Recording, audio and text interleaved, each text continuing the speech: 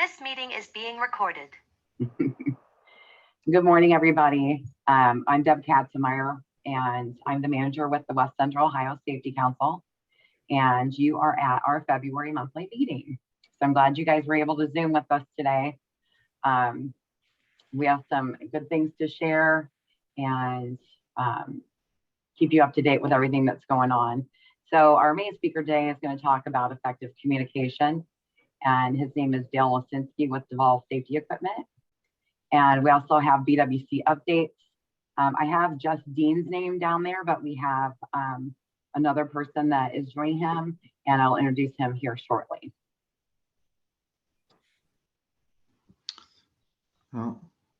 Just some quick logistics with the webinar. Please use the chat feature network if you have any questions as we're going through. You will get a recording of this along with all of the slides from today's meeting and everybody's contact information. And as always, if you have ideas for a speaker or a topic that you'd like to hear, let us know. And then just a nod to our steering committee members. These are the people that help put together our program each year. And this program wouldn't happen without them. So I appreciate their input. These are just some ongoing changes. So if you've been at all the meetings, you've seen this 5 times at this point, but we're going to be virtual through the June meeting. We're still not collecting a semi-annual report.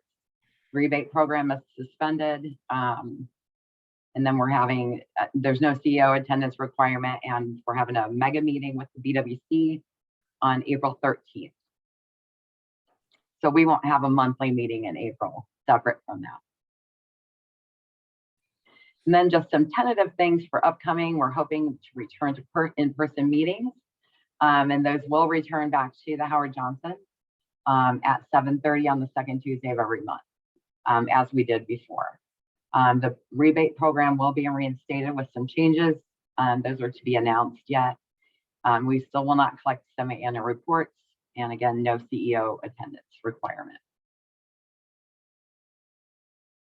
Today, you could win $100 just for being here. Isn't that exciting? So everybody that's here today gets entered to win $100 in gift certificates from the chamber.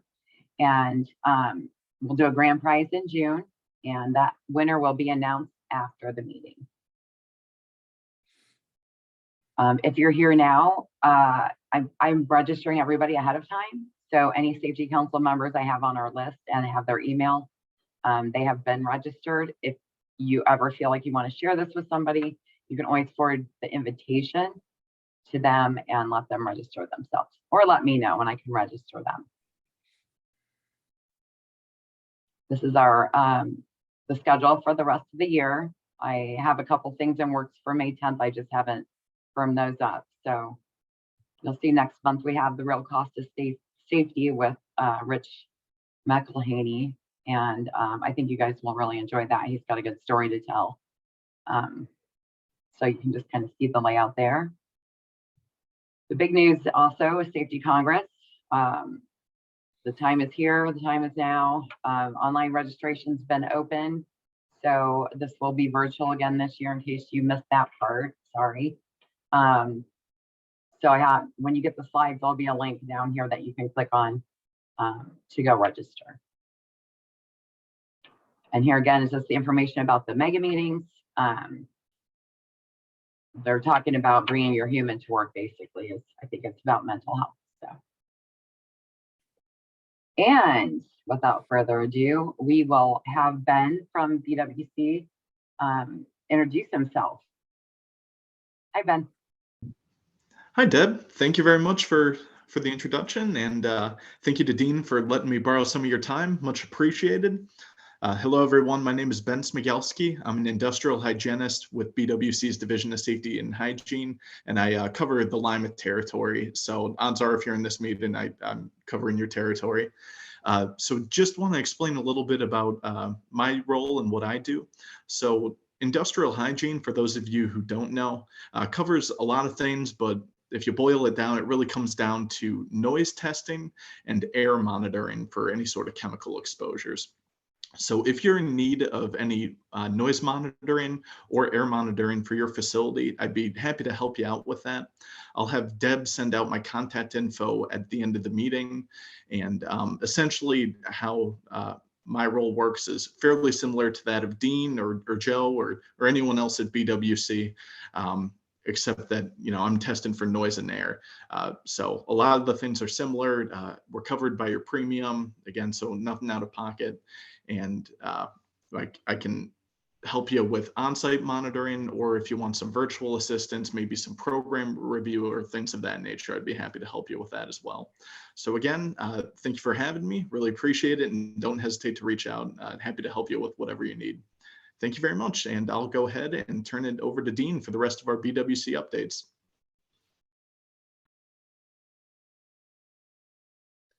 Thanks, Ben. Ben's contact information will be sent out by Deb. So you'll have his phone number and email. So I want to make sure everyone has that. Everyone has my name and number, I think, already. We just have some upcoming webinars might be of use, especially the new people to the position. So Osha record keeping is on February 17th, 1:30 to 2:30. So I'm not sure what you'll get in an hour, but at least it'll open the door and let you know what you don't know. Our learning center still has a lot of classes. We've got some electrical safety coming up. That was actually today and tomorrow. We have some coming up later in the month on lockout tagout. We still have issues with lockout tagout. You can't use those locks for anything else, folks. We've got something on trenching and excavation coming up on the 16th and 17th and 18th. We have safety for non-safety professionals. I don't know that all of you people start out with the idea of safety in mind, but it kind of just got dropped in your lap. I was running a drop forged hammer. I had no idea I was going to be in safety when this all shook out. So let you know, we also have ASWAPers coming up towards the end of the month. And we've updated a lot of our resources on our website. So we've updated our safety talks, our written safety program templates, our training and education. We're probably going to stick with the model of doing it virtually as much as we can. As mentioned, the Safety Congress is going to be a month from tomorrow, folks. It's coming fast. A lot of people either love having virtual or they hate it. There's not a lot of mediocre to it. So, but it gets you a chance without driving all the way to Columbus to get some information. And that's what we have to do in the present time. So hopefully that'll change sometime in the future. We'll be able to see our smiling faces out again. Joe and I, Craig and Ben are getting out in the field more now. We have some extra criteria we go through. We can't get involved if you're involved with an OSHA citation. We have to wait till that's done. We can't come out and repeat something we've done in 3 years to try to spread us out a little bit to help the new companies. So with that said, we are getting out in the field more. We don't have a limit that we used to have. We had a limit of 1 a week, then 2 a week. So now we don't have a limit. It's just a matter of getting it scheduled. So we'll do our part. Whatever your protocols are, we will do our best to honor those. So if you want us to wear a mask, we'll wear a mask. I usually just wear a mask until you tell me otherwise, and we'll go from there. So we're a phone call or an email away. We'll still do what we can do virtually, as Ben mentioned. And if not, we'll try to get out in the field and see you. So February is looking pretty busy. Awesome. Oh, are you done, Dean? Yes, I was going to call, so I muted myself. Oh, sorry. Okay, so I think Dean's done with his information. So we will we'll get on to the main part of our presentation for today. So again, as I mentioned at the beginning of the show, we have Dale Osinski here with us this morning, and he is with Devolve Safety Equipment. He's going to talk to us about effective communication. And I love the thought of turning ditch diggers into bridge builders or box packers into, I don't know the equivalent to that, but I think it's necessary for all levels of people in the work site to be able to communicate with each other. So I think he's going to help us share that, and I will turn it over to Dale. Awesome. Thanks, Deb. And good morning, everybody. Deb, I think you're gonna Yeah, bring trying to stop my screen up. here. There we go. Okay. Let me just, there I am. All righty. So yes, I guess the first thing is, based on the timing and the location, is go Bengals. So I'm gonna guess, I'm from Buffalo, New York, so good luck to the Bengals. And I guess if we can't be there, I'm glad you are. So so many good wishes for that for Sunday. Yes, effective communication, ditch diggers into bridge builders. So we've got a lot to cover. A little background on myself. So I've been in the safety business for over 30 years. But my primary experience is sales and marketing, communication, human behaviors. I do a lot of work with universities and as a guest proxy speaker and professor on that end of things. More importantly, I've been a coach for 5-year-old little girls to 20-year-old young men at a very high level of ice hockey. And my true life experience comes a lot from 32 years of marriage. So that's kind of my background. And when we head into ditch diggers into bridge builders, where that originated from is I tell a story in my Safe for the Right Reasons presentation, how I worked construction for one summer. And I really only worked a couple of weeks because I'm not a very handy guy. But during those 2 weeks, I had two foremen. I had Dominic and Sal. And at 7 a.m., Dominic would approach me, or I'd come up to him and say, "Good morning, Dominic." And he would tell me, "Yeah, Lazinski, grab a shovel, come with me." And he'd take me to the end of the job site, dig a ditch, 6x3, get it done by noon, expletive, expletive. I'd start digging my ditch. Around 9 o'clock, Sal comes over and talks to me. Says, "Hey, how you making out, Dale?" I said, "Good. I'm digging my ditch." He says, "Come here, kid, I got to talk to you." He takes me over to his pickup truck and he unrolls plans on the hood of his truck. I can't read plans. He says, "Listen, Dale, you're not digging a ditch, you're digging a footer for this portion of the bridge."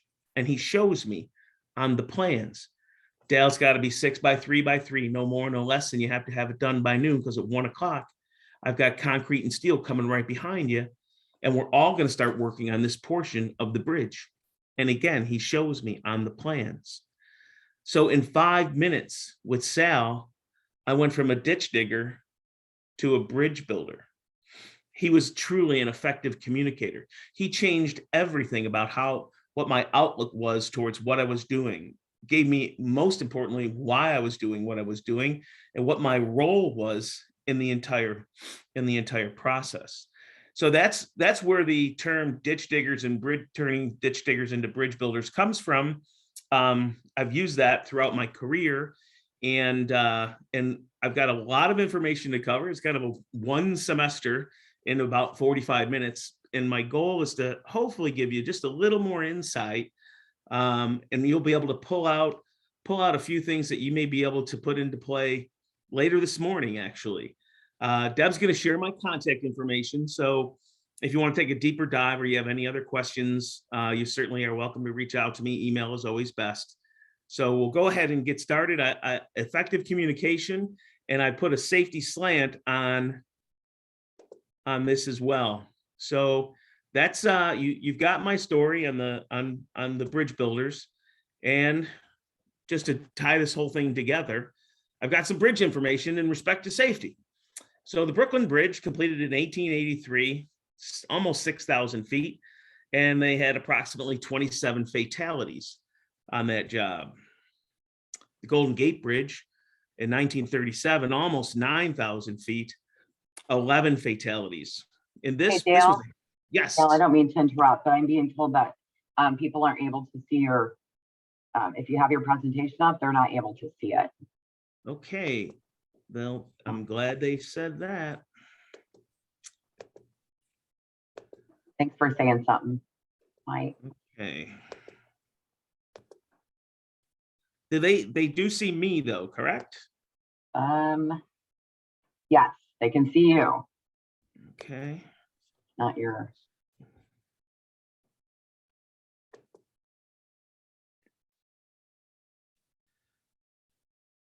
And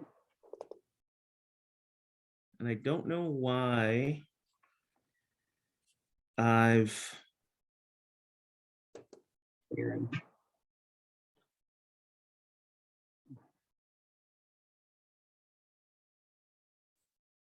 when you switched me over, I went to my presentation, Deb, and I can't. If you go back to click on that green button, the share screen, you might have to Yep. reconnect yourself. Yeah, I'm not getting any of that.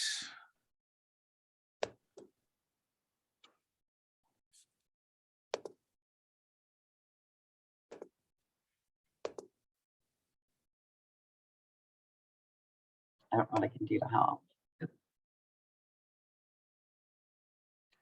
Okay, everybody hang in there.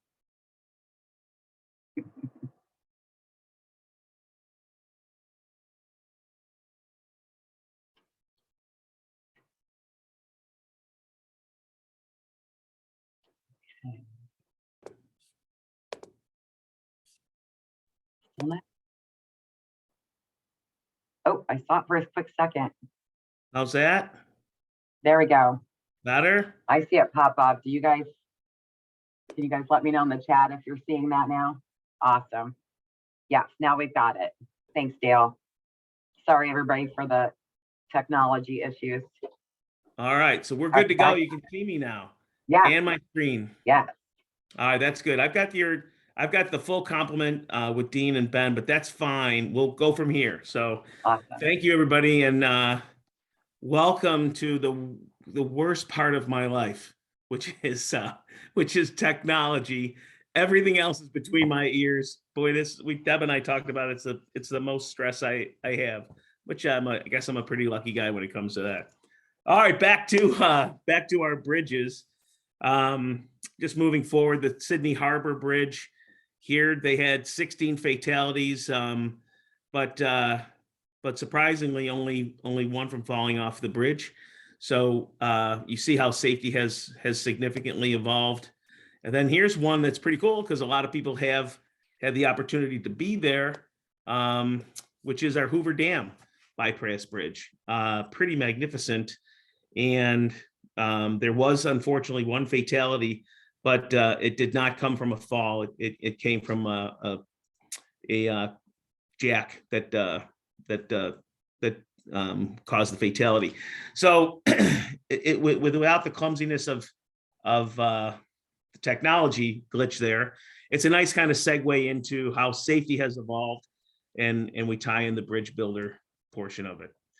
So we'll head into the presentation, and one of the key things is understanding personality types. There's many personality types out there, but really what they do is they break down to four major personality styles. And the better we can understand the people that we encounter and work with every day, the more effective of a communicator we can be. And it's really inherent on us to understand who we are, how we fit into those personality styles, and recognize who we're dealing with so we can adapt and change, as opposed to what many people do is get frustrated and wait for others to change. So many of you may have already gone through a personality profile. If you haven't, I strongly suggest that you do. They're pretty easy to do. You can go just Google instant personality tests or personality tests, and you can get these done pretty quickly right online, and in many cases they're free. And you'll break down, and I'm going to give you an overview of exactly what you'll find out. So there are four major dominant personality traits. You've got your commanders, your performers, your analyzers, and your caretakers. And the characteristics of each one is basically what you see here, and this is pulled from the DISC program, which is one of the more popular personality programs that are out there. So in the top left, you'll see there's the D's, and you also see where my cursor is here. As you go on the north part of the equator, these people are active and outgoing. And towards the bottom, if you're in the bottom quadrants, more passive, more reserved. And the east-west coordinate, if you're on the left-hand side, more task-oriented. And on the right-hand side, more people-oriented. So like I say, it's important to find out where you land in these quadrants and which is your dominant personality style. And then you'll also recognize whoever you're communicating with, where they tend to land. So starting in the top left, these are your D's or your commanders: dominating, directing, demanding, decisive, doing. They very often are leaders, top performers, very results driven. Plant managers can very often come into this, top athletes, that type of thing. So those are the personality traits of the D's or the commanders. Move to the other side. Active, people-oriented. These are the I's or the performers. Inspiring, influencing, inducing, impressing. They are very interested in people, tend to be very outgoing. You'll see they're called performers because they don't mind the microphone or the spotlight. They very often are sales, marketing, advertising, those types of things, free thinkers. And I fall into that box if you haven't figured it out yet. We go down, and now we're going into more of the passive and reserved. On the people side of things, steady, stable, shy, security oriented, not willing to take many risks, servant, submissive, specialist. So without being derogatory on those characteristics, this is the caretaker mode. These people are the ones that will are completely supportive to maybe the performer or the commander. Very often administrative assistant or a supervisor role, not necessarily seeking the spotlight, will do anything and everything to make sure that we succeed, and very low ego, really important people to have at our side. So we count on these people all the time for covering all the details and always being there for us. And then the last quadrant is our C's, our analyzers: cautious, competent, calculating, careful, contemplative. So they're very reserved. This is more detail-oriented, engineering, analyzers, accounting, those types of personality traits. And like I say, you're going to fall into one of these dominant styles. 98% of the population does. Not to say that you don't have some characteristics that you'll float back and forth, but as a rule, you'll fall into one of these. And what's interesting is when you recognize who you are and then who you're dealing with, as you go opposite quadrants, you end up with more and more friction. So I can give you an example, me being an I or a performer, and in sales, very often who I'm dealing with are purchasing agents, and they tend to fall into more of the analyzer side. So they'll want more information. I'll come in, make a great presentation. I'm very excited about the product, the solution, but they'll need more time. They'll need to get do more research. They'll want to get 6 or 8 different prices. And it's very frustrating for me because I'm like, come on, man, that's awesome. Let's go. So what I need to do in those circumstances is adapt. And that's the key, because having this information gives you tremendous power. So that's where I'll have to adapt and understand they're going to want more information, maybe more specs, and give them more time and make sure that I'm checking the boxes for them and moving through the process. So that's kind of where we're at. On the D's, crossing with the S's, the D's are very task oriented, very driven, and they're not too warm and fuzzy very often. The uber example of a D is Tiger Woods. Tiger Woods, maybe certainly the greatest golfer in our lifetime, maybe the greatest golfer ever. Jack's right there with him, but with Tiger, the ultimate D, he always had a rep of, he was very cold, never signed autographs, he would just diss little kids. And the thing with Tiger was he was so uber motivated. The only thing that mattered for him was winning golf tournaments. And unless you could help him win a golf tournament, he pretty much didn't see you. Not literally, but figuratively, he would walk right by because he finished his round and he was headed right to the practice range. So those kids or other people with their needs were not of any interest to Tiger because he was so driven and task oriented. So it wasn't necessarily a diss, it just was, I don't even see you. So he's a good example. And that's where the other people that are opposite, passive people oriented, when they come into work and they say good morning to the plant manager or the boss, and they don't really get a response, well, that kind of hurts. But the odds are they're not being rude. They're just very focused on what needs to get done today. So for me, when I work with the commanders, it's 15 words or less and get right to the task.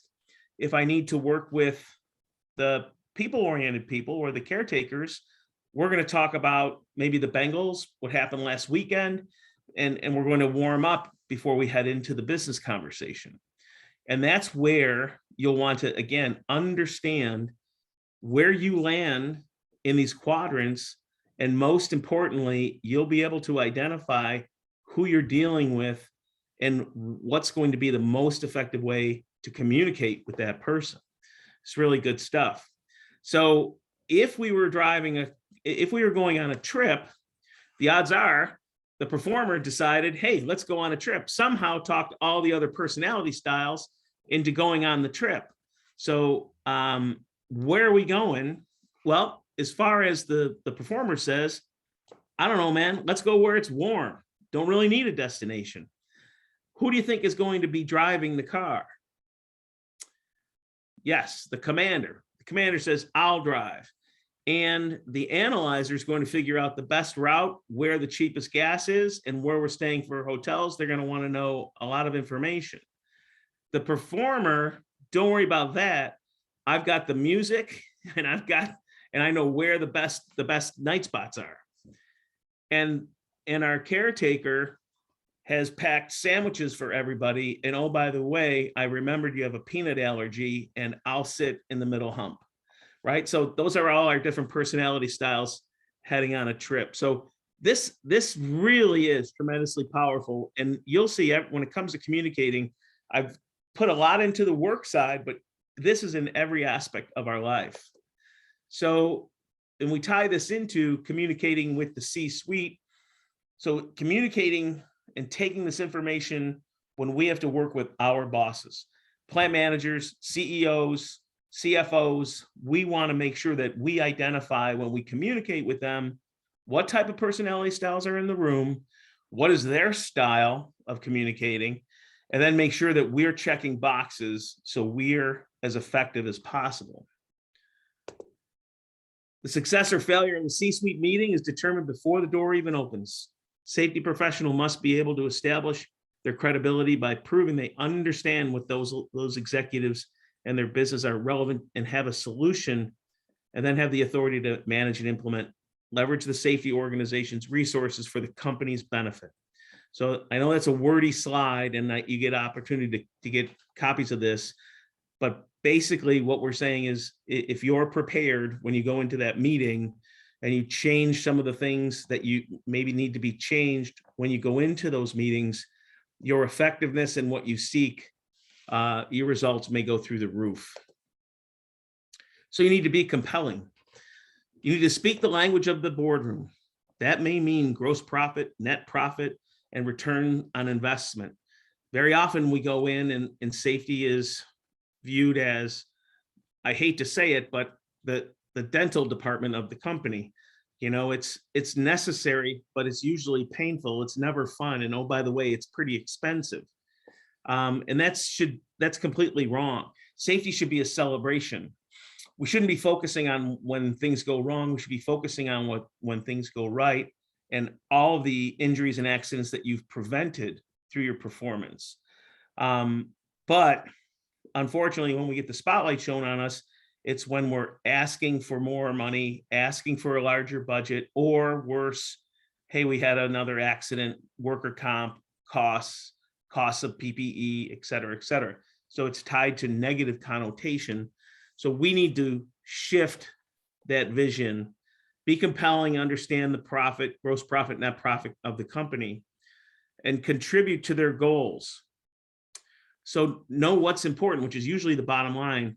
Know your numbers and the impact to the bottom line, direct costs and indirect, and present solutions to improve and perform. So what we're saying here, a good example is coming in and saying, hey, I think we found that this could potentially save the company tens of thousands of dollars, because if we can eliminate 3 incidents, or more importantly, we can eliminate these injuries or accidents where our employees are no longer getting hurt. That's a completely different approach for most safety professionals.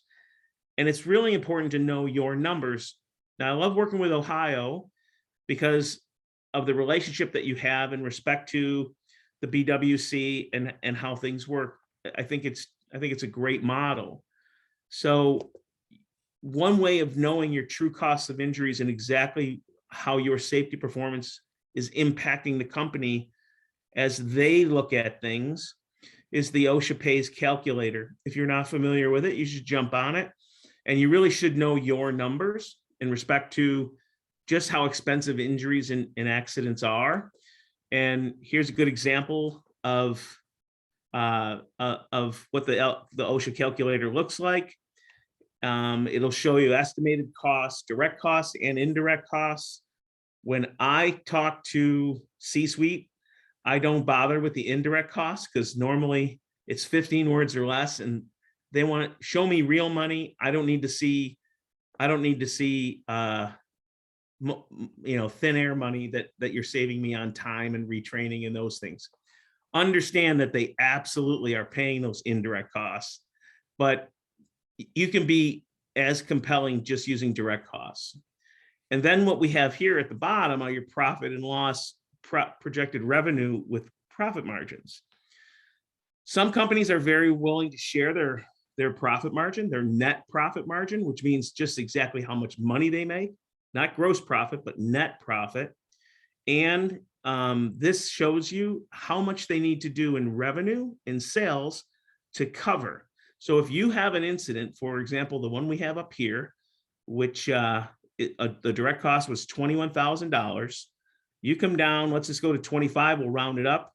If they work on a 2% net margin, they're going to need $1.2 million in sales or revenue just to cover that cost. And I know these numbers, if you're not familiar, seem really skinny. I can tell you most companies work somewhere around 3 to 4% net profit. Many companies work even skinnier than that. So these are real numbers. And if you go in with these types of, at least this type of knowledge and approach, now you're going to get their attention and get their respect in that boardroom, because you can say, hey, listen, if we can eliminate 3 injuries from last year that we believe that we could, based on this new safety program, this new PPE, or just an investment in some of our infrastructure on the safety side of things, if we can reduce a few of these, we won't just save money, we'll be ahead of the game based on this information. So it changes the dynamic of who you are in that meeting, and now you're actually helping to move forward with the company goals versus just asking for money or like we talked about that dental example, right? And it's important to know that safety is the ticket to your company's culture. Safety impacts productivity, quality, attendance, morale, turnover and loyalty, corporate pride, and discretionary energy. Discretionary energy is something that employees give because they want to and they feel that they're valued. And it really just blows the roof off. So important information to know as you're moving forward. So we'll keep moving forward. I'm going to skip that last story there and move forward so we make sure that we stay on point and on time. So methods of communication: verbal, nonverbal, written, and visual images. Those are our 4. What do you think is the most powerful method of communication? Unfortunately, in this forum, it makes it a little bit different, but it is actually nonverbal that is the most powerful way of communicating. So that's really important. Which method is used most at your facility, and how do you know if it's effective? So which version do we tend to use more than ever nowadays is electronic, right? Texts and emails. And part of it's super effective, but another part of it is super lazy, right? It can be just way easier to fire off an email. And we know now that how you send your email can be interpreted many different ways. So I put in when we type in all caps, why are you yelling at me, right? So, but there are some people that may not know that all caps is yelling. I was thrilled with the safety meeting today, weren't you? Is that sarcastic or are you serious, right? Or here's one that happens all the time. You have a change in policy, procedure, or you're just looking for a different way to do things, and the change just doesn't happen. So we say, this is so frustrating. I don't understand why they haven't changed. I sent them an email 2 weeks ago. Because we sent an email 2 weeks ago, we feel that we solved the problem or we made the change. And we all know what happens with those. Maybe I never read it at all. Maybe I did read it. I just deleted it, or I just plain old forgot about it. And just checking the box of sending an email just isn't enough. If it's important, you're going to need to go follow that up, ideally with a phone call. The email can be a support thread or CYA thread, and then ideally just a communication, maybe even a conversation. And I know that we've seen it firsthand. Many of you may have as well. The pandemic had a lot of positives, but it also had some things that unearthed as to just the energy and the efficiencies and effectiveness of being together. There was a point in time where this is great. We can all work from home and be independent. This is terrific. But when you start to get back in the office and know, hey, this is great to be in a conference room or come down to your office just to talk this out, is extremely powerful. And that's one of the key things. If you use this, never deliver good news or bad news with an email or a text. Never do it. First of all, if it's bad news, then it's kind of a cop-out to just shoot it over electronically. So you want to have that conversation, and again, you can follow it up with an email for your CYA file, or just so you have documentation. And if it's good news, come on, man, that's good news. So why not go celebrate it with a smile, a high five, or at least a phone call? And then again, you can follow it up with, hey, once again, terrific job on that project. Just wanted to say thank you again. Your accomplishments really been recognized. So never deliver good news or bad news with exclusively with a text or an email. So you have to adapt to your audience. So like I said in the beginning, I like to, I love to coach sports, and I coached 5-year-old little girls in softball, 20-year-old young men at a very high level of ice hockey. And if you can't tell, man, I love to hear myself talk, and I love the locker room pregame, fire and brimstone. I can bring it. But when you're dealing with 18 to 20-year-old young men, it is a tough time of life, man. Their focus is all over the place. So they don't want to hear me. In fact, I can tell when I'm talking, they are just glazed over and not thinking about it at all. So I decided I'm going to change how I'm going to adapt to my audience. So I told them all, hey, listen, guys, 10 minutes before game time, I want you in here, everything on except helmets. All right, no exceptions, everything on but helmets. I come back 10 minutes before game time. I said, okay, pick up your phones, take a look at your phones, and I'll see you on the bench. So I had texted them a message that said, game plan today, 200 feet, short shifts. That was my text. I headed onto the bench. They all came out. We went through warmups, brought them over for pregame, before the opening faceoff. I said, guys, what are we going to do today? They all yelled at the same in sequence, right? Short shifts, coach, 200 feet. Beautiful. 200 feet means this team we were playing was faster than us. So we wanted to make sure that we kept the puck in their end as much as we possibly could. They knew what that meant. And short shift in hockey, short shift means, under 40 seconds, guys. Under 40 seconds, they're fast. We can't afford to get tired. And if I tried to communicate that in the way I'd like to do it, it would take me 15 minutes of fire and brimstone chat. But these kids, they communicate differently, very differently. And this worked razor sharp, worked out. Coach, can you do all your coaching like this from now on? Slow down, man, slow down. I'm not going there. But what we're saying is you've got to adapt to your audience, right? So, and of course, now we have a spectrum of different generations in the workforce, and everybody's a little bit different. So again, the key to communication effectively is adapting and taking the responsibility ourselves when we understand this stuff and moving forward. So now let's try to plug it over to how we train, because training in the safety realm or communicating in the safety realm very often comes down to our safety training, right? So adult learners and needs principals, they need to know why they're learning so they can apply it.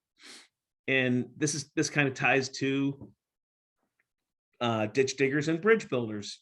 Sal gave me the why, and that changed everything. I really wanted to learn. I was paying attention to those plans, and that really helped a lot. They have experience they apply to all new learning. They need to be in control of their learning. And they want to learn to be more effective and successful. So they have their experience. You want to tap into that. Every training that we do is we try to get an assessment of the room as to who's here. If we're doing fire and first aid, first aid CPR training, we always ask, are there any first responders in the room? And then we call on their expertise through the course of the training, right? If we're going through training that is annual, and we've got a seasoned workforce, we may start with a quiz right at the beginning. And that way we take the quiz and just review it from there. And the important part there is the answers they got wrong are the ones we pay attention to, right? And then they need to be in control. So anyone who's ever gone through a survey and bailed out on it, it's because you didn't know where you were and when does this thing end. You might have been on the last question, but when you've taken surveys and I'm 20%, I'm 60%, I'm 90%, you'll stick with it and finish it out. So it's important that we give them respect and tie that in through our communication. The three major styles of learning: visual, seeing, auditory, listening, kinesthetic through moving and doing.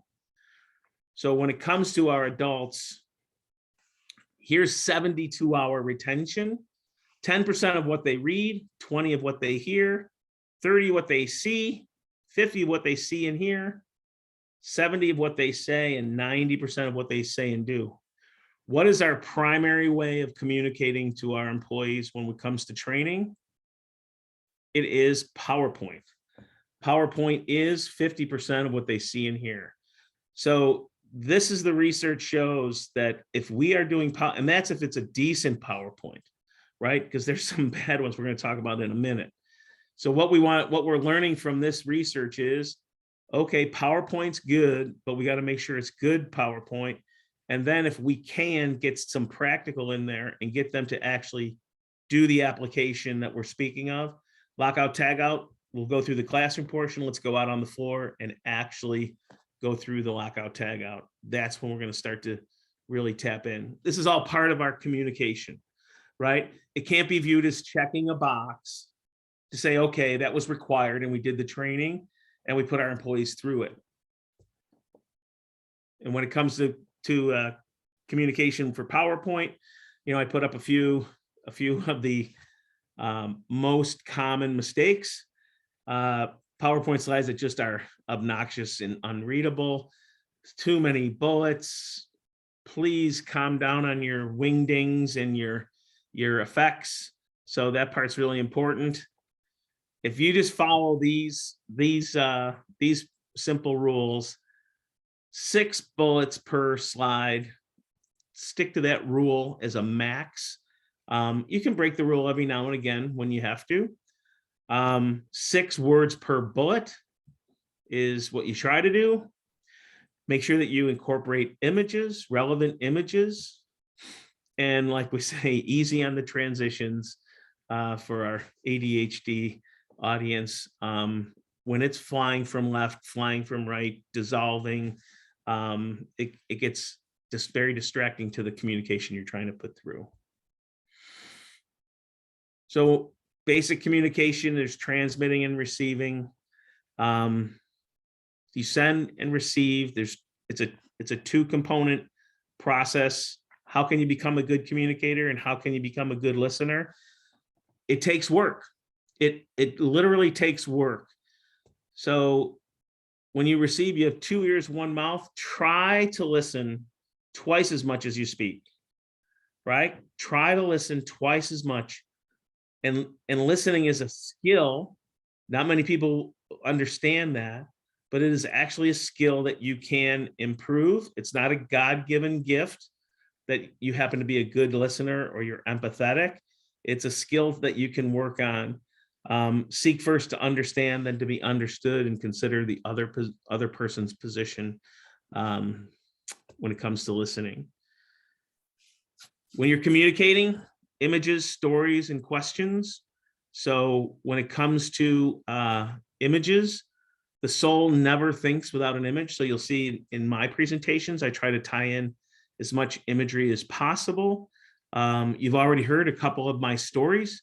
So storytelling is a very, very effective way to communicate. I'm kind of known as the person who gives different analogies. So I just try to tie things in that way and communicate that way.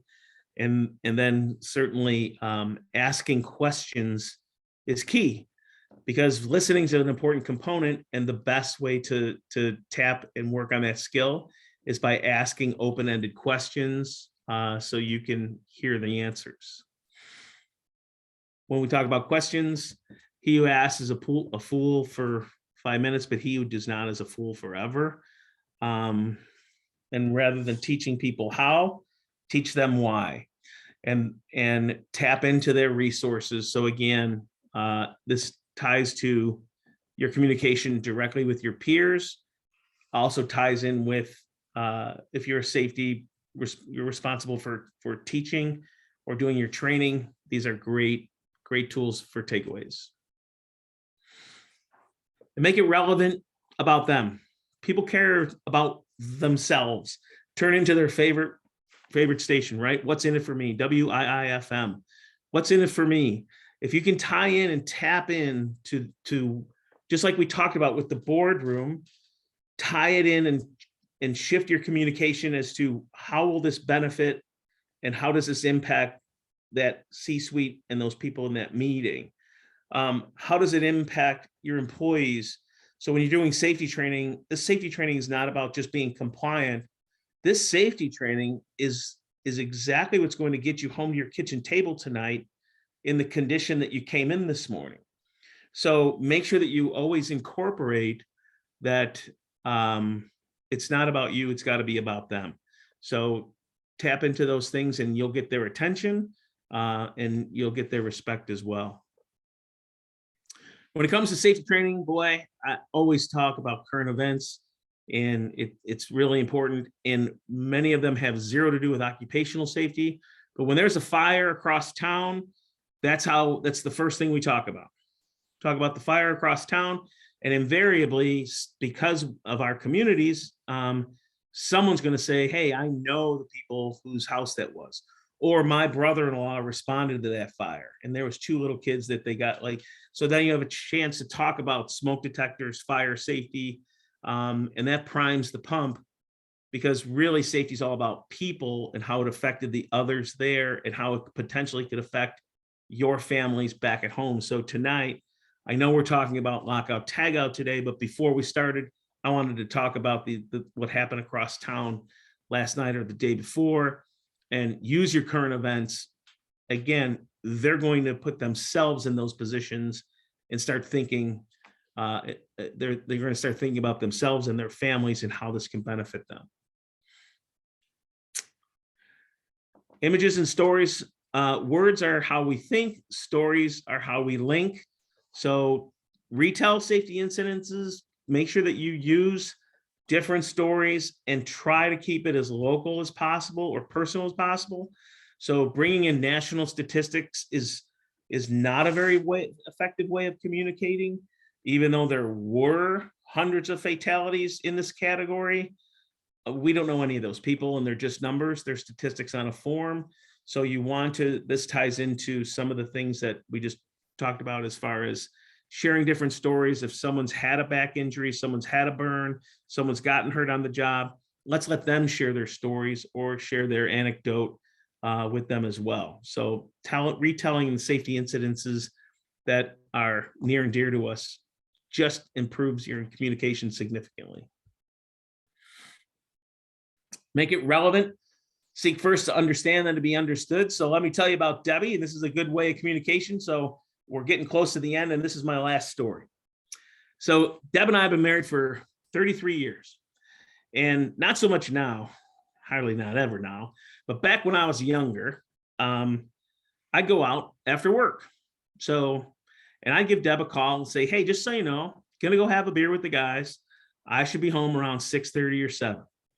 Well, sometimes I'd go out for a drink and it would turn into a couple drinks, and then it would turn into shooting pool, and then it would turn into some chicken wings, and then the game comes on, and all of a sudden I'm past 7 o'clock, and I know we just ordered food, and I know I'm going to be out for a while. But I told Deb 6:30, 7 o'clock. So why do you think I don't call her? Because she wants to, she wants to be kept in the know. So why didn't you call me? She gets very aggravated and mad at me. Well, why do you think I don't call her?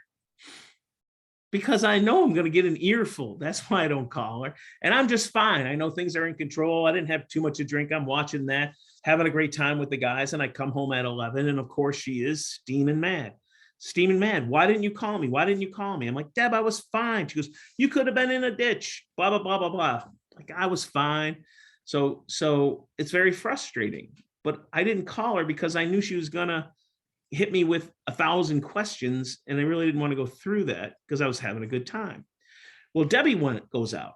She's gonna go to the movies with a couple of friends. She'll be home by 9. Well, she doesn't come home by 9, doesn't come home by 10, doesn't come home by 11. That's very out of character. I'm calling her, she's not answering. What's going on? I'm worried sick, and I am not a worrier. Well, it turns out she went to the movies, they had a great time, went back to girlfriend's house, had a glass of wine, then they followed that up with coffee, and they were girl talking, having a wonderful time. She was totally fine. When she came home, I met her at the door. What's going on, man? You said you'd be home by 9. I was worried sick. She goes, I was fine. We were having coffee. I was talking to Linda. It was really good. So I got a chance to go a mile in her shoes and understand what I would put her through when I never called her. So the next day, I try to put my principles into practice. And we had a great talk and said, listen, the reason I don't call you is because I know you're going to be emotional and give me an earful. But I've realized how bad that circumstance is. So I promise I'm going to call you from now on, as long as you promise that you just handle it with, okay, that's cool, have a good time, but if you need me to drive you home or anything you need, you make sure you call me. And we made that promise, and that's where that really is an effective means of communicating, is to understand the other person's circumstance. So rather than to be understood all the time and always try to win the communication. So if you can do this in your marriage, you can certainly do it with your family, your coworkers at work. So that's really cool. Effective communication is the key to a productive safety program and the safety of your employees. So I know, Deb, if you have any questions that came through in the chat room, I pretty much got us where we needed to, and you can share my information. I'll be happy to take questions offline. And I apologize. I know that was a lot of information, ran it through fast, but can't wait, like Dean said, till we're all back together personally and in person as well. Well, thanks for that. We really appreciate you doing all that for us and sharing that information. So let me just get open here with this last slide. All right. So for everybody, thank you for being here today. We really appreciate you showing up. Just keep doing it for a couple more months, and hopefully in July we'll be able to see and smile at each other in person and all that good fun stuff. So again, the $100 gift certificate will be announced after the meeting. And all this information will be sent to everybody that's in attendance today. If you have any questions or anything like that that you need to talk about, feel free to call or email me anytime. I'm happy to help with what might seem like a silly question. If I can help clear it up for you, I'm happy to do that. Our next meeting is the Real Cost of Safety again with Rich McElhaney, and that is on March 8th, right here on Zoom. So with that, we will wrap up today's meeting and hope to see you all again on March 8th. Take care. Stay safe.